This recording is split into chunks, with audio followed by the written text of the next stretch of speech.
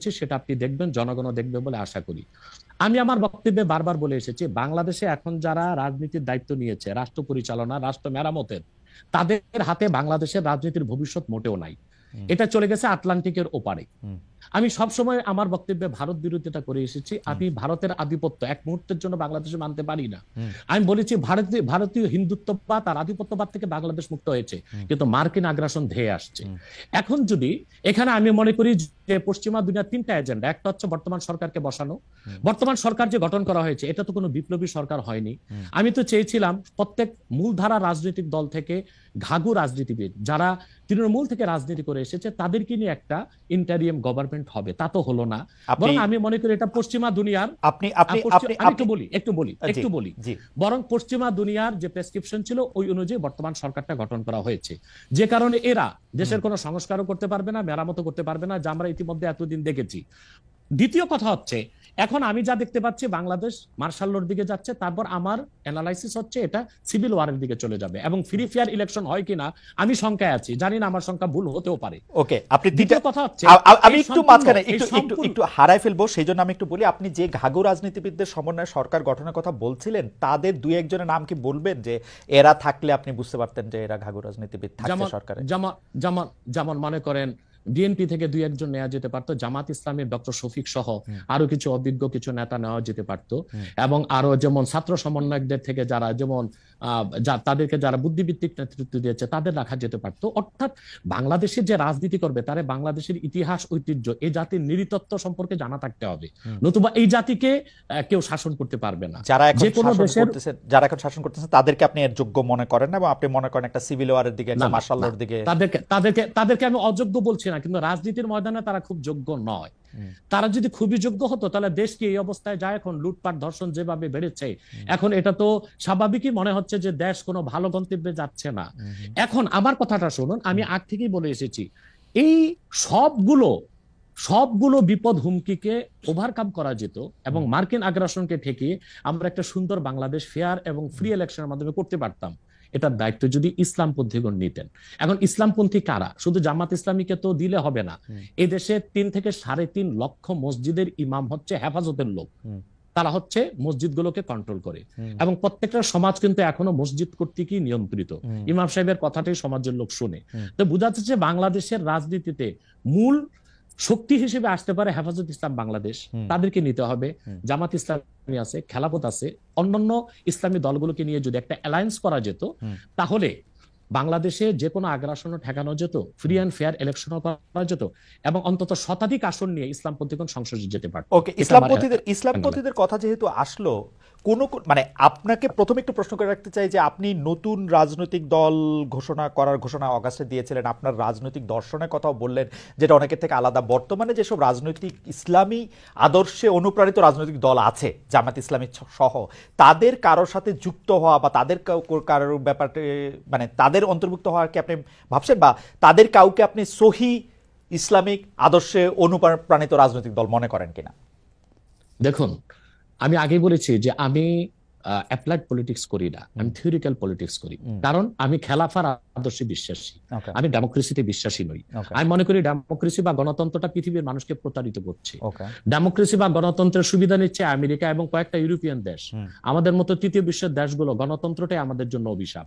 আমাদের কোনো স্বাধীন পররাষ্ট্রনীতি নেই, আমাদের কোনো ট্যাক্সি অর্থনীতি নেই, আমাদের কোনো পূর্ণাঙ্গ শিক্ষা ব্যবস্থা নেই, আমাদের কোনো সুস্থ সংস্কৃতি নেই। এটার জন্য ডেমোক্রেসিকে একটা আপনি বাধা মনে করতেছেন?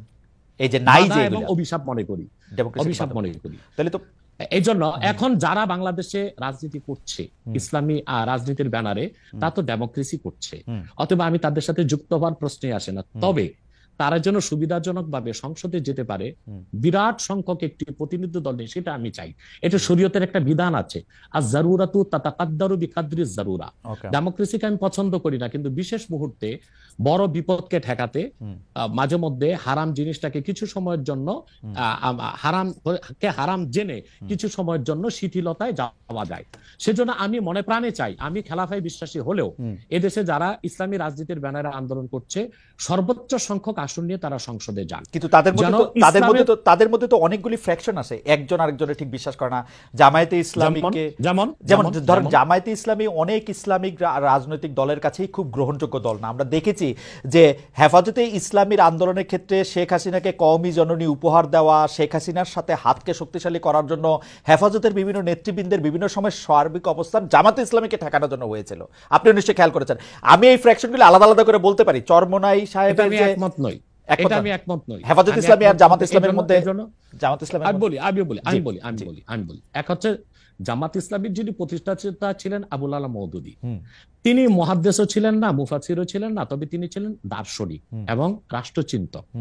তো জামাত ইসলামী যারা করছেন তারা তো আসলে আবুল আলা মওদুদীর কোনো মাসালা বা ফেকা মানতেছে না। এবং জামাত ইসলামী তো অসংখ্য লোক আমি দেখেছি দক্ষিণ চট্টগ্রামে, তারা আমাদের মতো কট্টর সুন্নি, অর্থাৎ তারা মিলাদ কিয়াম করতেছে, তারা পিরি মুরিদি মানতেছে, কিন্তু রাজনৈতিকভাবে তারা জামাত ইসলামী করতেছে। তার মানে হচ্ছে 1922 সালে জিএনএ গ্র্যান্ড ন্যাশনাল অ্যাসেম্বলির মাধ্যমে কামাল পাশা আতাতুর্ক তুরস্কের মধ্যে ইসলামী শাসন ব্যবস্থার জন্য আর না হয় সেই ব্যবস্থা করেছিল। তারপরে প্যান ইসলামিজম নিয়ে আসলো জামালউদ্দিন আফগানি। পরবর্তীতে 1942 সালে আবুল আলা মওদুদী চিন্তা করলেন যে এই সংকটকালীন মুহূর্তে ইসলামী রাষ্ট্র প্রতিষ্ঠার জন্য গণতন্ত্রটাকে বেছে নেওয়া যেতে পারে। এটাই ছিল তার রাষ্ট্রের চিন্তা, আর সেটাই জামাত ইসলামের লোকজন অনুসরণ করছে। কিন্তু জামাত ইসলামের লোকজনগুলো কিন্তু আবুল আলা মওদুদীকে ইমাম হিসেবেও মানে না, কিংবা তার মাসালাও নিচ্ছে না, শুধু রাষ্ট্র। কিন্তু ডক্টর আব্বাসী এই কথাটা আপনি বলতেছেন, আমি তো জামায়াতের কোন নেতার মুখে এরকম শুনি নাই। আমি বলছি এখন ইসলামী একটি রাষ্ট্র প্রতিষ্ঠার জন্য তারা আবুল আলা মওদুদীর রাষ্ট্র চিন্তাটা নিয়েছে। এখন আমরা বা অন্য হেফাজত ইসলাম বা কওমি ঘরানার যারা বিরোধিতা করি জামাতের, সেটা হচ্ছে আবুল আলা মওদুদীর আকীদা যে ভুল ত্রুটি ছিল সেটার বিরোধিতা করি আমরা। কিন্তু একটা কথা মনে রাখবেন, ইসলামের মৌলিক বিশ্বাসের ক্ষেত্রে জৌনপুর, ফুরফুরা, দেওবন্দ, কওমি, চরমোনাই, জামাত, মসজিদ সবাই কিন্তু এক। ওকে, আপনি দেখেন, আপনি মনে করছেন যে আপনি দেখেন, আমি বলি যেমন 13 সালের 5ই মে শাপলা চত্বর আমি উপস্থিত হয়েছিলাম কয়েক লক্ষ লোক নিয়ে। আমি তো জৌনপুরের এবং আমাকে সুন্নি বলেই জানে, কারণ হেফাজত ইসলামের 13 দফা দাবি আমাদের সকল মুসলমানের দাবি ছিল। এবং সেখানে সারা বাংলাদেশ থেকে 13 সালের 5ই মে জামাত ইসলামী ও শিবিরের লোকজন 200 বাস নিয়ে উপস্থিত হয়েছিল। কারণ ওই 13 দফা দাবির পক্ষে তারাও ছিল, হয়তোবা তারা রাজনৈতিকভাবে বলতে পারছে না, কিন্তু সেখানে উপস্থিত হয়েছিল। তো কথা হচ্ছে যে মৌলিক বিশ্বাসের ক্ষেত্রে সকল মাসলাকের মুসলমান এক, কিন্তু বাংলাদেশে রাজনীতি করার ক্ষেত্রে কিংবা নিজ নিজ অবস্থান ধরে রাখার জন্য শাখা প্রশাখাগত বিষয়ে একটু দ্বন্দ্ব আছে, এটা তো থাকতেই পারে। একটা ঘরে যদি 5টা ভাই থাকে, 5 ভাই কি আপনি যেটাকে শাখা প্রশাখাগত দ্বন্দ্ব বলতেছেন, সেই দ্বন্দ্ব আমরা অনেক সময় অনেক প্রকট দেখি। কেউ কেউ বলেন যে একজন আরেকজনকে বলেন যে তারা আসলে নাস্তিকদের থেকেও খারাপ, আরেকজন আরেকজনকে বলেন তারা বিধর্মী থেকেও খারাপ, একজন আলেম আরেকজন আলেমকে বলেন, সেগুলি আমরা শুনি এবং রাজনৈতিক কারণে বলেন। অনেক সময় সেটি মানে কোনো বিষয়ের ব্যাখ্যা দিতে গিয়া না, রাজনৈতিক অবস্থানের কারণে বলেন। আমরা দেখেছি যে বাংলাদেশের ইসলামিক রাজনৈতিক দল, আমি এই মুহূর্তে নাম বলছি না, কিন্তু তারা জনসভায় ভাষণে বলেছেন যে তাদের আসলে জামাতে ইসলামীকে ঠেকানোই তাদের রাজনৈতিক আদর্শ। এটা তো হিংসা, প্রতিহিংসা।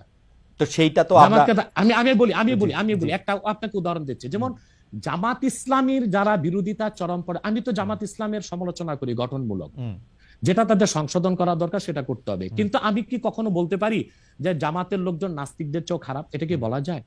আপনি বলুন।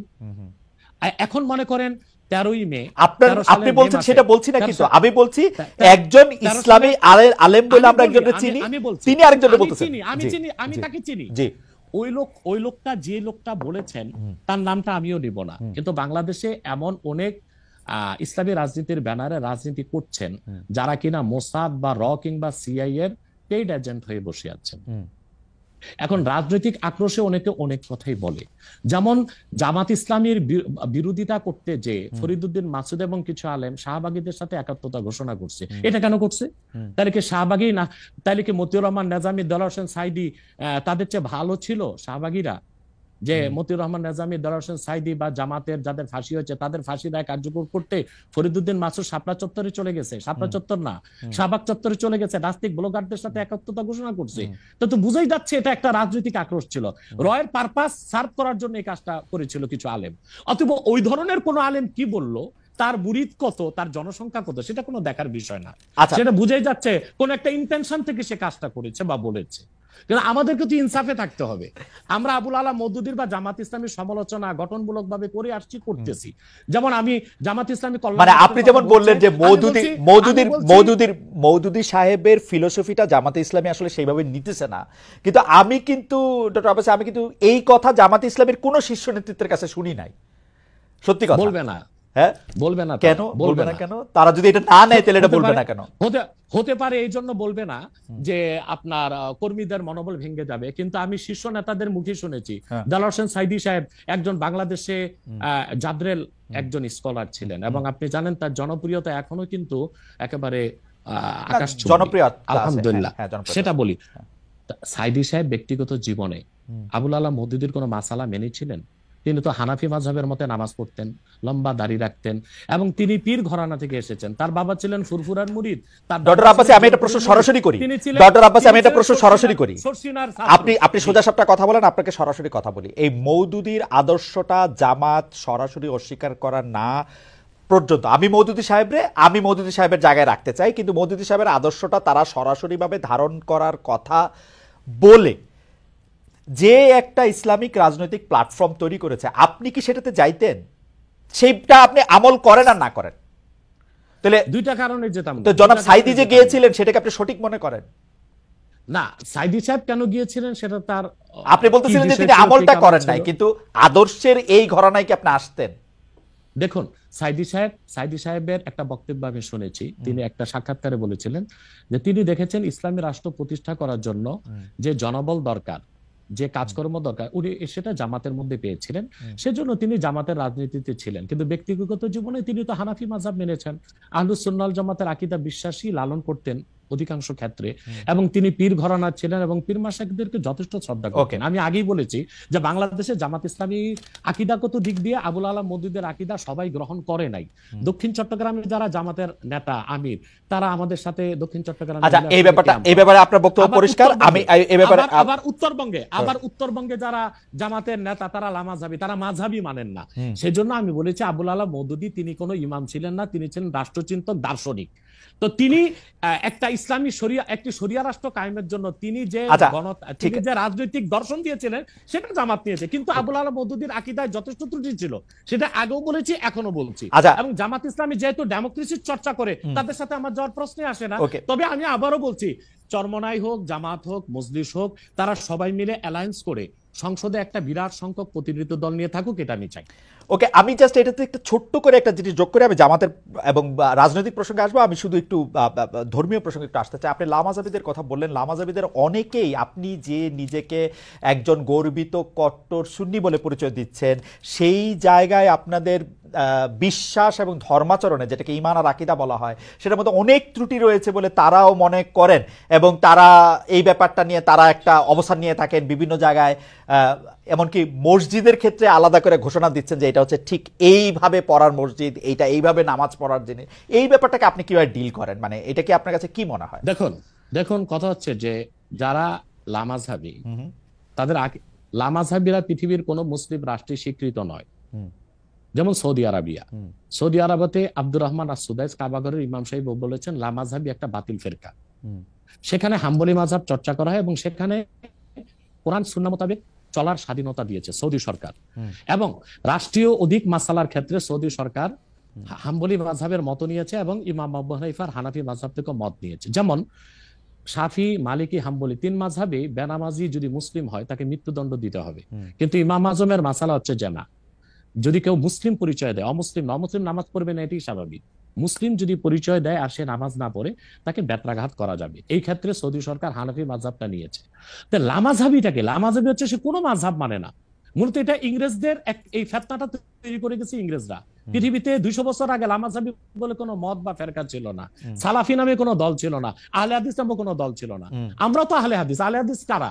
যারা হাদিসের অনুসরণ করে। হানাফি মাযহাবের চেয়ে বেশি হাদিসের অনুসরণ কোনো মাযহাবী করে না। দ্বিতীয় হচ্ছে, আপনি যদি বলেন তারা বলে আমার ত্রুটি আছে আমার বিশ্বাসে আকীদা, আমি বলবো চোরের মার বড় গলা। আমি তো বাংলাদেশেই আছি, তো আমি তো তাদেরকে ডক্টর আসাদুল্লাহ আল গালেব লামাযহাবীদের মধ্যে একজন ভালো স্কলার এবং ভালো আলেম বলে জানি। ওনার ছেলে একদিন আমার সাথে দেখা করেছে ঢাকা এয়ারপোর্টে, বলেছে যে আপনারা নিজেদের মধ্যে গালিগালাজ না করে একটু কি বসা যায় না? আমি তাকে বলেছি তোমার আব্বাকে বলো উনি জ্ঞানী মানুষ এবং খুব ভদ্র।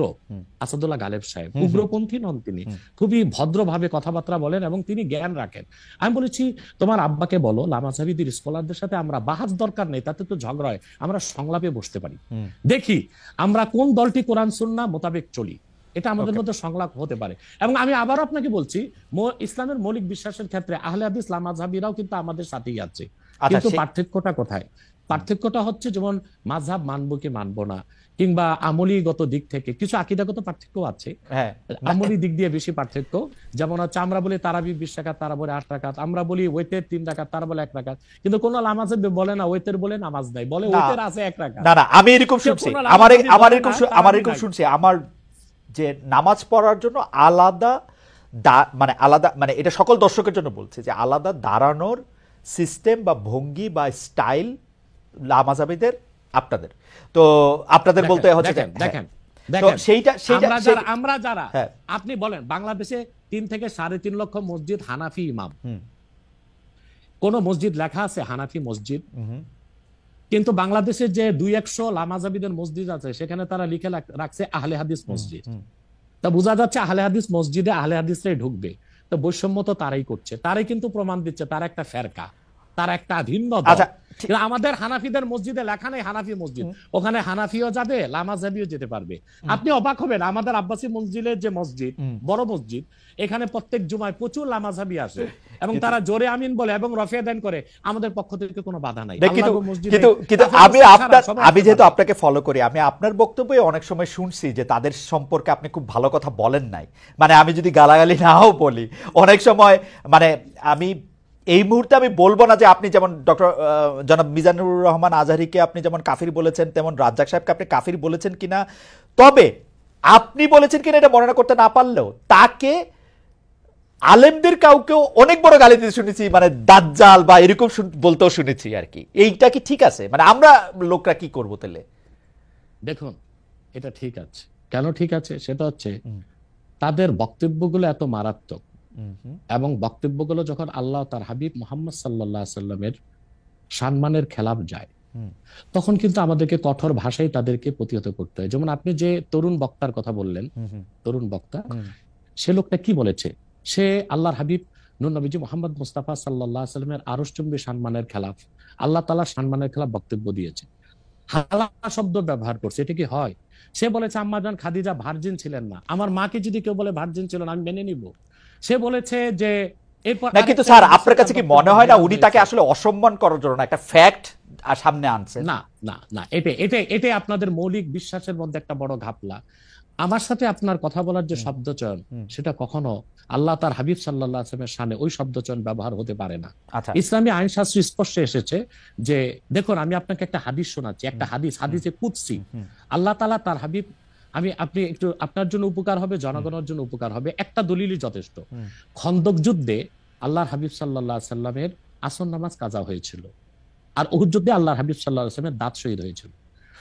উহুদ যুদ্ধে আল্লাহ হাবিব সাল্লাল্লাহু আলাইহি ওয়াসাল্লামের দাঁত শহীদ হওয়ার পর আল্লাহ হাবিব সাল্লাল্লাহু আলাইহি ওয়াসাল্লাম কাফিরদেরকে বদদুয়া করেন নাই, কিন্তু খন্দক যুদ্ধে নামাজটা ছুটে যাওয়াতে এত কষ্ট পেয়েছেন আল্লাহর হাবিব, তিনি বদদুয়া করেছেন আল্লাহুম্মা ইমলা বুতুনাহুম ওয়া কুবুরহুম নারা, আল্লাহ কাফিরদের কবরগুলো আর সিনাগুলো জাহান্নামের আগুন দিয়ে ভরপুর করে দাও, তাদের কারণে আসর নামাজটা পড়তে পারলাম না। মাগরিবের পর আল্লাহর হাবিব সাল্লাল্লাহু আলাইহি ওয়াসাল্লাম আসর কাজা করে মাগরিব পড়েছেন।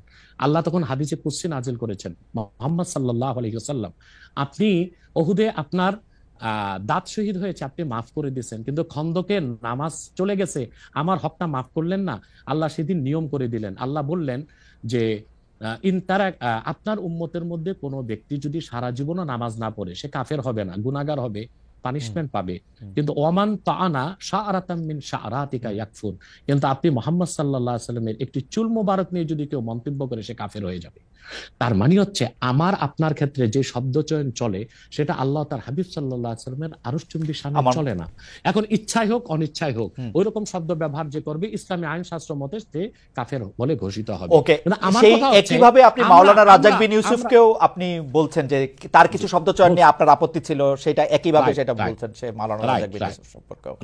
এবং তিনি দেখেন একটা কথা বলি আব্দুর রাজ্জাক সাহেবকে গালি দেওয়াতে আপনি যত কষ্ট পেয়েছেন সে তত কষ্ট পায়নি, কারণ সে তার ভুলটা বুঝতে পেরেছে। না আমি যে কোনো গালি শুনলেই কষ্ট পাই, যে কোনো গালি শুনলেই কষ্ট পাই। আপনি তার প্রমাণ হচ্ছে সৌদি এমবিসিতে আমাকে দাওয়াত করেছিল গত বছর। আমি কিন্তু আব্দুর রাজ্জাক সাহেবের ছেলেকে চিনতাম না, কিন্তু দৌড়িয়ে এসে আব্দুর রাজ্জাক সাহেবের ছেলে আমাকে আলিঙ্গন করেছে এবং বলেছে আমি আব্দুর রাজ্জাক সাহেবের ছেলে। তার মানে আমরা যদি কারো ভুল ধরি, কাউকে গালি দিই, কুফর ফতোয়া দিই, সেটা ব্যক্তি আক্রোশ থেকে না, এটা তারাও জানে এবং আমরা চাই তারা তওবা করুক, সংশোধনে আসুক। এখন যে স্কলার গুলোকে আমি কাফের বলেছি, গালি দিয়েছি, আপনার কষ্ট লাগলো, তারা আল্লাহর কাছে ক্ষমা চাইতে তাদের বাধাটা কোথায়? আপনার মতের সাথে যদি তাদের দ্বিমত থাকে, আপনি যেটা বলতেছেন সেটা যদি তারা ঠিক না মনে করে, ডিবেট করে তো আল্লাহর কসম বলছি, আমি তাদেরকে যে ফতোয়া দিয়েছি এটা যদি তারা খণ্ডন করতে পারে, আমি প্রকাশ্যে তওবা করব, তাদের কাছে মাফ চাইবো। না স্যার, ডিবেট করে কোনো কিছু প্রমাণ করা যায় না, কারণ ডিবেট তো সাবজেক্ট ডিবেট তো subject to Tafsir, subject to interpretation. এখন আপনি যদি না মানেন, সেটা অনলাইন হোক অফলাইন হোক, অফলাইনে বসুক, আচ্ছা অফলাইনে বসুক, কিতাবপত্র নিয়ে, মানে এটা তো আপনার ইন্টারপ্রিটেশন, আপনি আচ্ছা ডিবেট বাদ দেন, সংলাপে বসুক। আচ্ছা ঠিক আছে, আমি আমার ধারণা তারা এই অনুষ্ঠানটা অনেকেই হয়তো দেখছেন, তাদের কাছে এটা হয়তো পৌঁছাবে, তারা নিশ্চয়ই আপনার কাছে, আমি চাই আপনার মাধ্যমে হোক। আচ্ছা আপনার উপস্থিতির সংলাপ, না ঠিক আছে, আমার মাধ্যমে হলো ওইটা হলো। আমি যাদেরকে কাফের ফতোয়া দিয়েছি, যেসব স্কলারদেরকে, তারা যদি তা প্রমাণ করতে, আমাকে খণ্ডন করতে না পারে, তারা প্রকাশ্যে তওবা করবে। কিন্তু আর যদি তারা আমার অভিজ্ঞতা শেষ করি, আর যদি তারা প্রমাণ করে দেখায় যে যে স্কলারদেরকে আমি কাফের ফতোয়া দিয়েছি আমি তা পুরোপুরি ঠিক বলি নাই, আমি তওবা করব, আমি তাদের হাত ধরে মাপ চাইব। স্যার আমি আমার অভিজ্ঞতাটা বলি, আমি বাংলাদেশে সাংবাদিকতা করি আজকে 27 বছর। এর মধ্যে থেকে আমি বিভিন্ন রাজনৈতিক নেতৃবৃন্দের ইন্টারভিউ করছি, তাদের দুজনের সাথে বসছি, কিন্তু তারা কখনোই কোনো ডিবেটে বা সংলাপে তাদের অবস্থানের কোনো রকম ত্রুটি কখনো তারা দেখতে পায় নাই এখন পর্যন্ত। তো এই জন্য হচ্ছে সংলাপে কোনো কিছু প্রমাণ করা না প্রমাণ করার জন্য আমার থেকেও কাউরে যদি আপনারা এরকম মানেন যে উনি যেই পক্ষে এটা বলবেন, তাহলে বোধহয় এটা সুবিধা হয়, কারণ এটা কোনো একটা রায় বা ভার্ডিক্ট দিতে হবে, রায় বা ভার্ডিক্ট দিতে হবে না। আপনি দেখেন, সংলাপে কোনো ডিবেট না, ডিবেট হচ্ছে মুবাহাসা, সেখানে ঝগড়া হতে পারে, তর্ক বাড়তে পারে, কিন্তু সংলাপটা হচ্ছে আন্তরিক পরিবেশে দলিল প্রমাণ নিয়ে উপস্থাপন করা। এটা তো হতেই পারে, এটা আপনি করতে পারেন, এটা অফলাইনে অনলাইনে অন্যরা করতে পারে, এবং তারা সবাই বাংলাদেশে এখন আছে। যদি ইসলামিক ফাউন্ডেশনে তারা বর্তমান যে খালেদ সাহেব আছে, উনি তো একজন ধার্মিক মানুষ, তার উপস্থিতিতে করেন আরো সুন্দর হয়।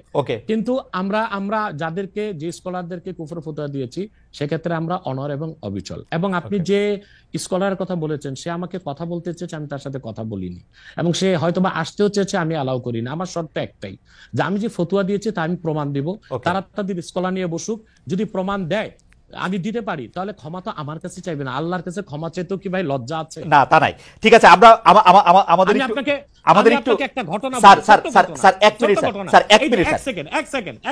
সেকেন্ড। মরহুম মাওলানা আশরাফ আলী থানভী রহমতুল্লাহ নাম শুনেছেন? জি জি, উনি কিন্তু আমাদের সকল ঘরানার একজন মুরব্বী। তো ওনার একটা চমকপ্রদ ঘটনা, উনি একবার ইউপিতে এসেছিলেন জনপুরে। তো ওখানে আহমদ রাজা খান বেরেলি, ওনার অনুসারীরা বললেন যে আশরাফ আলী থানভী কুফর করছে, সে কাফের। আশরাফ আলী থানভী রহমতুল্লাহ কত বিচক্ষণ ব্যক্তি ছিলেন। তখন আমার দাদা উপস্থিত ছিলেন সেখানে, ওনার বয়স তখন খুব কম। তিনি জনপুর সাহেব মসজিদের মিম্বরে দাঁড়িয়ে বললেন, তোমরা যারা বলতেছো আমি কাফের, তা আমি এখন কলেমা পড়ি। বলে পড়েন। তিনি কালেমা শাহাদাত, কালেমা তাইবা পড়লেন।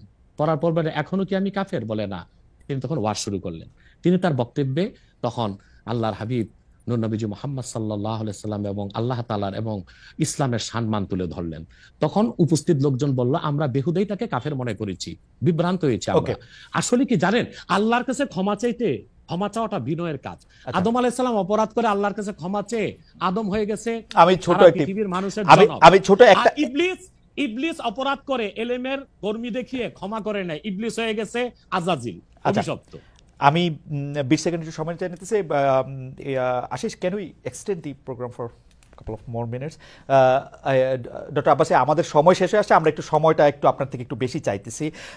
শুধু একটা ছোট প্রশ্ন, সেইটা নিশ্চয়ই আপনি আপনার সময় কখনো বলবেন, যে আরেকজন ব্যক্তিকে, আপনি এটা ঠিকই বলেছেন জৌনপুরের পীর সাহেবের উদাহরণ দিয়ে, যে আমি যদ্দুর ইসলাম সম্পর্কে বুঝি, কেউ যখন নিজেকে বলে যে মানে কলেমা শাহাদাত এবং কলেমা তয়বা যে যতক্ষণ পর্যন্ত পড়বে বা মনে করবে ততক্ষণ পর্যন্ত আরেকজন ব্যক্তি কি তাকে কাফের বলতে পারে? আপনি যদি ছোট করে একটু বলেন, আমি শুধু হ্যাঁ বা নার মধ্যে থেকেও শুনতে চাই, মানে পারে কিনা, মানে আমি দাবি করলাম আমি মুসলমান, আপনি আমাকে কইতে পারবেন কিনা যে আমি কাফের?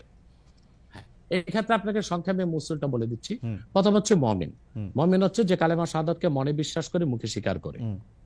এখন সেই মমিনকে আমরা মুসলিম বলবো কখন? হাদিস শরীফে এসেছে মান সাল্লা সালাতানা ওয়াস্তাকবালা কিবলাতানা ওয়া আকালা যাবিহাতানা ফাযালিকাল মুসলিম। কোন ব্যক্তি ঈমান আনার পর যদি আমাদের সালাতকে আদায় করে আমাদের কেবলা কাবাকে মানে আমাদের জবাইকৃত পশুর গোশত খায়, সে লোকটি মুসলিম। কতক্ষণ মুসলিম? হাত্তা লাম ইয়াসদুর মিনহু কুফরুন কাওলান আও ফিলান আও তাকরিরা, যতক্ষণ তার মৌখিক বা হাতে বা কাজে কুফর প্রকাশ না পাবে। যদি কোনো ব্যক্তির দ্বারা কালেমা পড়ার পরও কুফর প্রকাশ পায়, ওই রকম ব্যক্তিকে শরীয়তের ভাষায় বলা হয় কাফের। এবং সে যদি মুসলিম দাবি করে তাকে বলা হয় জিন্দিক। জিন্দিকের শাস্তি শরীয়তে মৃত্যুদণ্ড। পক্ষান্তরে আমার মনে হয় এত বড় উত্তর আমরা নিতে পারবো না, তাহলে আপনি বলতে চাইতেছেন যে শেষ করি। আর কোন ব্যক্তি যদি মুখে কালেমা পড়ে কিন্তু অন্তরে তার ঈমান নাই, সে কাফের, কিন্তু কুফরটা প্রকাশ করে নাই, তাকে আমরা মুনাফিক বলি। ওকে, কিন্তু আপনি মনের খবর আপনি কেমনে বুঝবেন?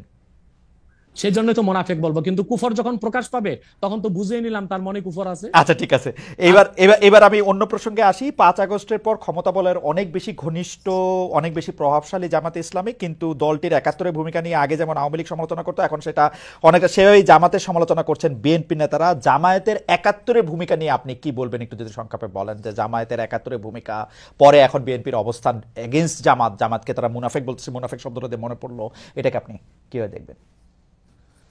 দেখুন, প্রথম কথা হচ্ছে ৭১ সালে আমার জন্মই হয়নি, অতএব আমি প্রত্যক্ষভাবে কিছু দেখিনি। কিন্তু আপনার জন্ম তো ধরেন ৩০০০ বছর আগেকার খবর। আমি ওই দিন একটা আপনার স্ট্যাটাসে কথা শুনতেছিলাম যে সেই খবর তো আপনার আছে। সেটা বলছি। এখন আমি সব ইতিহাস পর্যালোচনা করে দেখলাম যে মূলত ৭১ সালে শুধু স্বাধীনতার বিপক্ষে জামাত অবস্থান নেয়নি, মুসলিম লীগও তো অবস্থান নিয়েছিল। আচ্ছা, এখন বিএনপির জন্ম কিভাবে এটা বলেন। শহীদ প্রেসিডেন্ট জিয়া রহমান সাহেব একজন ব্যক্তি ছিলেন। এত জনপ্রিয় দলটা গঠন কিভাবে করলেন? তিনি বহুদলীয় গণতন্ত্র প্রতিষ্ঠা করলেন।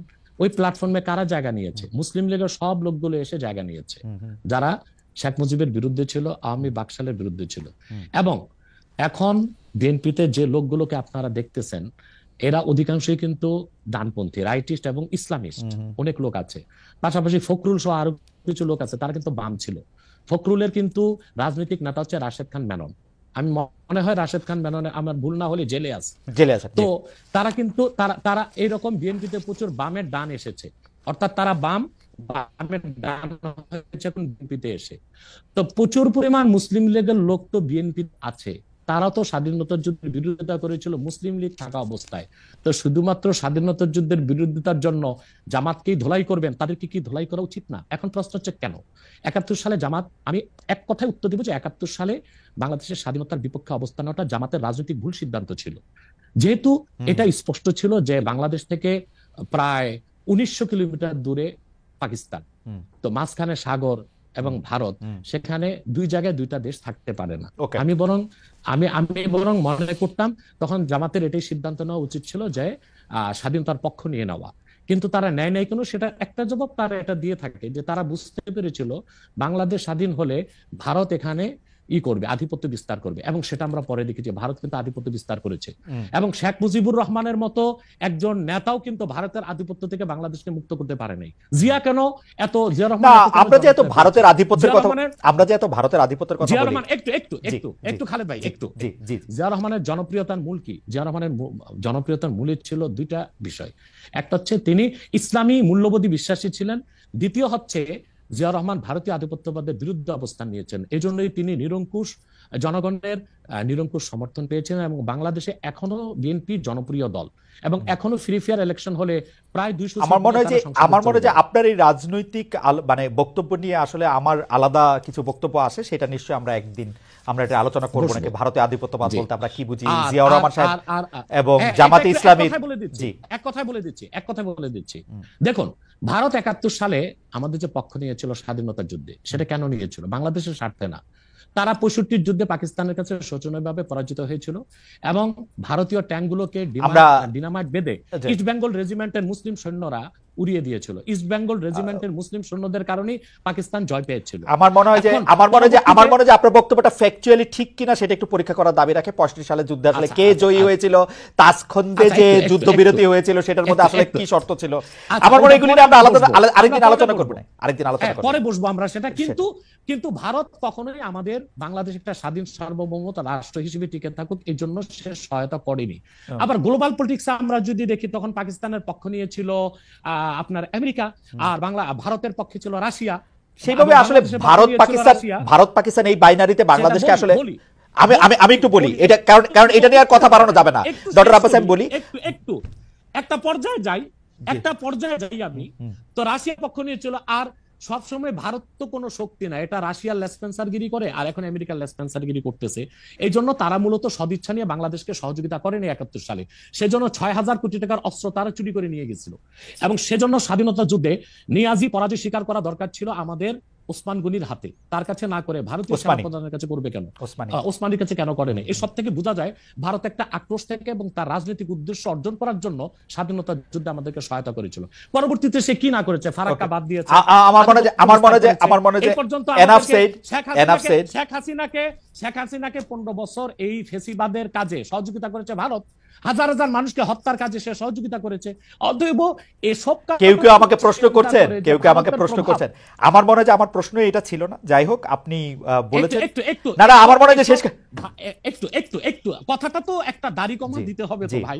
সেটা হচ্ছে, তো হয়তোবা জামাত নেতারা তখন চিন্তা করেছিল যে বাংলাদেশ একটা দুর্বল ভূখণ্ড, এটা যদি স্বাধীন হয়ে যায় ভারত আধিপত্য বিস্তার করবে, অথবা ভারত যেন আধিপত্য বিস্তার করতে না পারে, বাংলাদেশ আরো শক্তিশালী হয়ে তারপর স্বাধীনতা ঘোষণা করুক, এরকম চিন্তা ছিল কিনা ওটা জামাত নেতা বলবে। ওকে, ঠিক আছে। আমি জানতে চাইবো যে শেখ হাসিনা পালিয়ে যাওয়ার পরে অনেকগুলি বিষয়ের ক্ষেত্রে আমরা দেখেছি যে মাজার আক্রমণ হয়েছে, বাউলের আসর পণ্ড করা হয়েছে, বইমেলার স্টল বন্ধ করা হয়েছে, রাষ্ট্র থাকতে প্রশ্ন থাকতে। এইটাকে আপনি আসলে কিভাবে দেখেন? মাজার আক্রমণটাকে আসলে আপনি কিভাবে বলেছেন বা জেনেছেন, বা আপনার অবস্থান কি ছিল? বাউলের আসর পণ্ড করা, বইমেলার স্টল বন্ধ করা। দেখুন, এখানে যারা মাজারে হামলা করেছে তারা কারা আমি জানি না, বরং আমার কাছে কিছু অথেন্টিক সোর্স থেকে নিউজ এসেছে যে অনেকগুলো মাজারে ছাত্রলীগের কর্মীরাই টুপি লাগিয়ে হামলা করেছে। এখন আসলে হামলা করলো কারা, তাদেরকে চেনার আগ পর্যন্ত আমি কিভাবে আমার সিদ্ধান্ত দিব? এটা রাষ্ট্র তদন্ত করে দেখুক। ডিজিএফআই আছে, না স্যার, আমার প্রশ্ন এটাই, এটা যদি ছাত্রলীগের লোকেরাও করে থাকে তাহলেও তো এটা কাজটা খারাপ করছে, তাই না? না, মাজারে হামলা করা তো উচিত হয়নি। আপনি এটা নিন্দা জানাইছেন কিনা, বা আপনি এটাকে আহ্বান বন্ধ করতে বলছেন কিনা, সেইটা জানতে চাইতেছিলাম আর কি। হ্যাঁ, আমি আমার বক্তব্যে বলেছিলাম যে আল্লাহর ওলিদের মাজারগুলোতে যারা শিরক করে তাদেরকে শাস্তি দেওয়া হোক, কিন্তু আল্লাহর ওলিদের মাজারগুলোতে আঘাত না করা হোক, এটা বলেছি, বক্তব্য আছে আমার। আচ্ছা, একটা জনপ্রিয় প্রশ্ন আপনার এগেনস্টে এরকম যে আমরা ইন্ডিয়ার এগেনস্টে এত কথা শুনি, কিন্তু খোদ জৌনপুরি হচ্ছে ইন্ডিয়ায়, এটার আপনি আসলে কিভাবে দেখেন? আপনার যে ডিগ্রি, যেটাকে আমরা পিএইচডি বলতেছি, সেইগুলিও আসলে ভারতীয় শিক্ষা প্রতিষ্ঠানগুলি থেকে নেওয়া, সেটাকে আপনি কিভাবে দেখেন? এক লাইনে বললেই হবে, মানে এটা একটা জাস্ট জনপ্রিয় প্রশ্ন, আমি এটাকে অনেক বেশি। দেখুন এই খুব সুন্দর করে, আপনাকে এক লাইনে তো বলা যাবে না খালেদ ভাই, আমি 3 লাইনে বলে দিচ্ছি। সেটা হচ্ছে, আমাদের বংশটা এসেছে আরব থেকে, অর্থাৎ আল্লাহর হাবিব নূর নবীজি মুহাম্মদ সাল্লাল্লাহু আলাইহি সাল্লামের আপন চাচা হযরত আব্বাসের বংশধর। পরবর্তীতে আমাদের বংশধর এসেছে বাগদাদ থেকে এসেছে ইউপিতে। আর আমার পরদাদার যিনি পিতা ছিলেন, পরদাদার পিতা, তিনি ছিলেন কারামত আলী জৌনপুর রহমতুল্লাহ জামাতা, অর্থাৎ মেয়ের দিক দিয়ে আবার আমরা কারামত আলী জৌনপুর রহমতুল্লাহর সাথে রক্ত সম্পর্কে সম্পর্কিত। 1947 সালে আমার পরদাদা জৌনপুর থেকে, আমার বাবার বয়স যখন 6 তখন চলে এসেছেন বাংলাদেশ। এখন আমার পরদাদা চিন্তা করলেন যে ভারতটা চলে গেছে হিন্দু শাসনে, এখানে আমরা